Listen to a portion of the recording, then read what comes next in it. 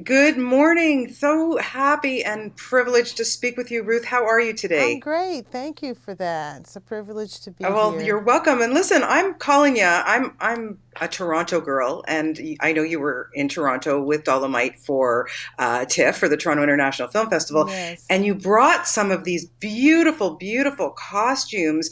What is it like to be able to display? And I know that you've been showing your work around the country and U.S. What's it like to be able to show people your creations so close and personal? It's really a testament to how we have grown and how we have learned about the filmmaking process. I was nominated in '93 for Malcolm X, and nobody brought those costumes anywhere, and I had created so many. So to have done this film and created also many costumes from scratch that represent a culture and a time period.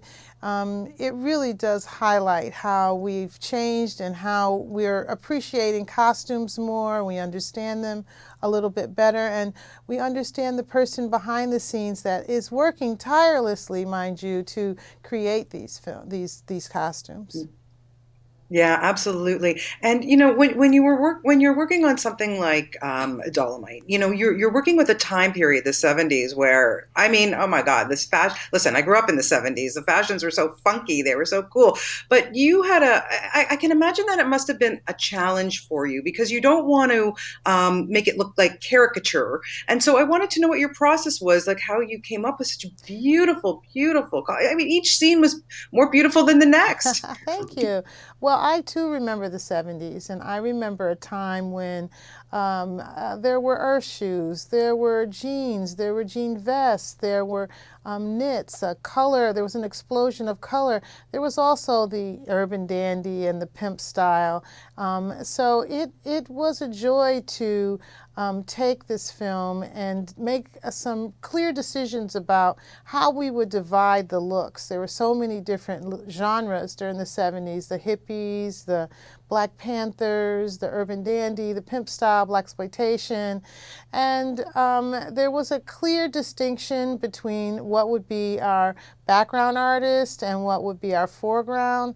There was also a clear distinction on our cast, our supporting cast, and Dolemite. So, in order to make those distinctions, the background had to be very realistic. There were several sources we went to reacquaint and to introduce to those who hadn't lived during the '70s that look of the everyday looks. There was so much fun with it, and we had a lot of sources that we could go to understand it. As well as for the supporting cast, there were certain aspects about '70s fashion that I really wanted to show. I fell in love with the dog ear collars and the one-piece jumpsuits, and I just used a lot of the research to inspire all of the looks that you see, including the look of Dolemite, which was our larger than life image of Rudy Ray Moore's character that he created, the pimp called Dolemite. Yes, yes, absolutely. Now, of course, you've got another collaboration with Eddie Murphy. I think this is your seventh with him, and you're working on Coming to America too, which I cannot wait for. And I remember how vivid the costumes were for number one. Can you give us a little hint of what you're working on for number two? Well, yes, those were big shoes to step into. The Coming to America that was created by the costume designer on the first movie, Deborah Landis. It impacted me. I remember when it came out, and I remember thinking, "Wow, that's incredible. How does a costume designer do that?" And here we are in 2019, and I'm doing it.